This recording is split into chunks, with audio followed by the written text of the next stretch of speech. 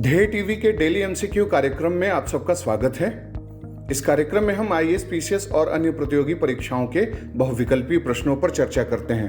तो आइए शुरू करते हैं आज का पहला सवाल। प्राउड बॉयज संगठन को हाल ही में किस देश ने आतंकी संगठन घोषित किया है? आपके ऑप्शंस हैं A Germany, B Britain, C Canada या फिर डी न्यूजीलैंड।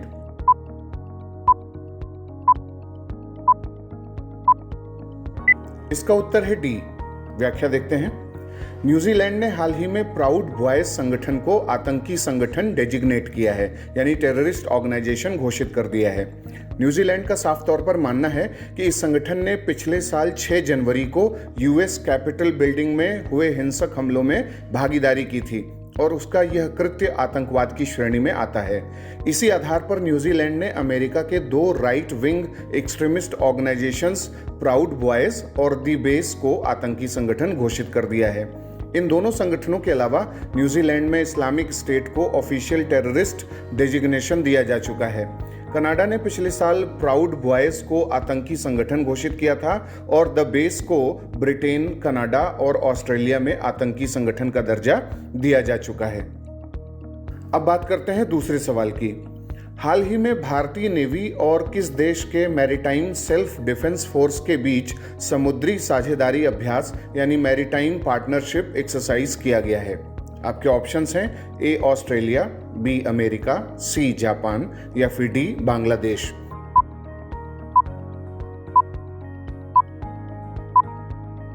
इसका उत्तर है सी। व्याख्या देखते हैं। 23 जुलाई को अंडमान सागर में भारत की नौसेना और जापान के मैरीटाइम सेल्फ डिफेंस फोर्स के बीच में एक मैरीटाइम पार्टनरशिप एक्सरसाइज संपन्न किया गया है और इसमें भारत की तरफ से offshore patrol vessel INS Sukanya ने भाग लिया है।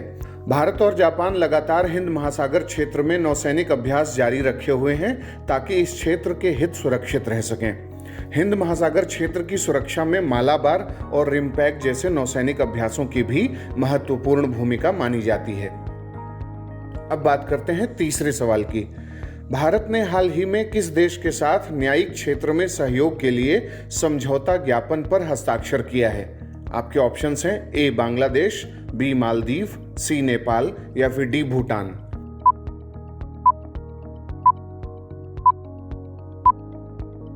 इसका उत्तर है बी। व्याख्या देखते हैं। हाल ही में भारत ने अपनी पड़ोसी प्रथम की नीति यानी नेबरहुड फर्स्ट पॉलिसी के तहत मालदीव के साथ न्यायिक सहयोग के लिए एक समझौते ज्ञापन पर हस्ताक्षर करने का निर्णय किया है और केंद्रीय मंत्रिमंडल ने इसके लिए मंजूरी भी दे दी है।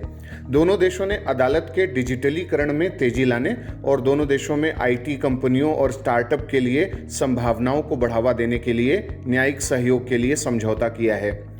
यह समझौता न सिर्फ दोनों देशों के बीच न्यायिक और अन्य कानूनी क्षेत्रों में ज्ञान और प्रौद्योगिकी के आदान प्रदान को संभव बनाएगा, बल्कि पड़ोसी पहले की नीति यानी जो नेबरहुड फर्स्ट की पॉलिसी है उसके ऑब्जेक्टिव को भी आगे बढ़ाएगा।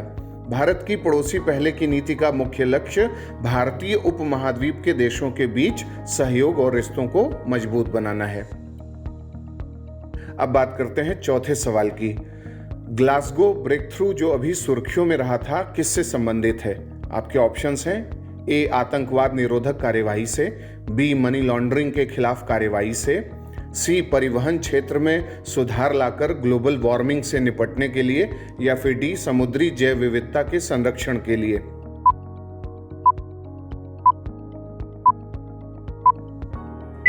इसका उत्तर है सी। व्याख्या देखते हैं। हाल ही में भारत के नीति आयोग और कोप 26 के अध्यक्ष आलोक शर्मा द्वारा भारत में इलेक्ट्रिक वाहनों को बढ़ावा देने के लिए ई अमृत पहल लॉन्च किया गया है। भारत UNFCCC के कोप 26 क्लाइमेट समिट में लॉन्च किए गए यूके ग्लासगो ब्रेक थ्रू पर हस्ताक्षर और उसका समर्थन करने वाले 42 देशों में शामिल है। भारत यूके और यूएस के साथ Glasgow breakthrough on road transport का को कन्वीनर भी है। Glasgow breakthrough on road transport का उद्देश्य जीरो एमिशन व्हीकल के निर्माण को बढ़ावा देना है, जिसमें 2-3 व्हीलर, कारें, वैन्स, हैवी ड्यूटी व्हीकल भी होंगे जिन्हें 2030 तक दुनिया के सभी क्षेत्रों के लिए अफोर्डेबल, एक्सेसिबल और सस्टेनेबल बनाया जा सके। Glasgow breakthrough on road transport का उद्देश्य अल्प कार्बन अर्थव्यवस्था यानी लो कार्बन इकोनॉमी या जिसे हम ग्रीन इकोनॉमी कह सकते हैं, उसकी दिशा में देशों को प्रेरित करना है ताकि उनके परिवहन क्षेत्र से होने वाला जो ग्रीन हाउस गैस का उत्सर्जन है वो कम से कम हो सके। इसके लिए इलेक्ट्रिक व्हीकल को बढ़ावा दिया जा रहा है। पूरी दुनिया में इस इंडस्ट्री को बढ़ावा दिया जा रहा है, साथ ही भारत में भी इसे बढ़ावा दिया जा रहा है। भारत में भी फेम 1 और फेम 2 स्कीमों के जरिए इलेक्ट्रिक वाहनों के निर्माण और प्रयोग को बढ़ावा दिया जा रहा है। कुल मिलाकर कहें तो यूके और नीति आयोग का ई अमृत पर किया गया गठजोड़ भारत के लिए क्लीन एनर्जी के डेवलपमेंट में लाभकारी साबित हो सकता है। अब बात करते हैं आज के 5वें और अंतिम सवाल की।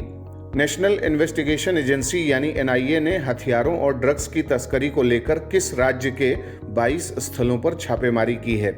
आपके ऑप्शंस हैं ए जम्मू कश्मीर, बी तमिलनाडु, सी पंजाब या फिर डी गुजरात।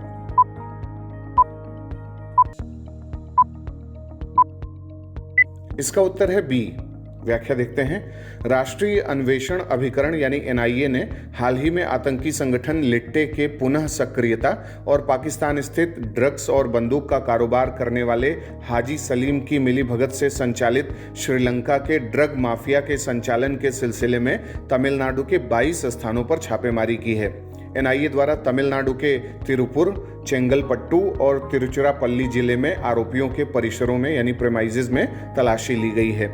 एनआईए ने इसी साल जुलाई में आईपीसी की धारा 120 बी और यूएपी अधिनियम यानी अनलॉफुल एक्टिविटीज प्रिवेंशन एक्ट, जिसे हिंदी में अवैधानिक क्रियाकलाप रोकथाम अधिनियम कहते हैं, उसकी धारा 18, 20, 38, 39 और 40 के अलावा एनडीपीएस यानी narcotic drugs and psychotropic substances act जो है 1985 का, उसकी धारा 8C और 29 के तहत मामला दर्ज किया था। तो ये था आज का हमारा डेली एमसीक्यू कार्यक्रम। आपके 5 में से कितने सवाल सही हुए, कितने गलत, आप हमें कमेंट बॉक्स में बताएं। अगले कार्यक्रम के साथ जल्दी हाजिर होंगे। इजाजत दीजिए, नमस्कार।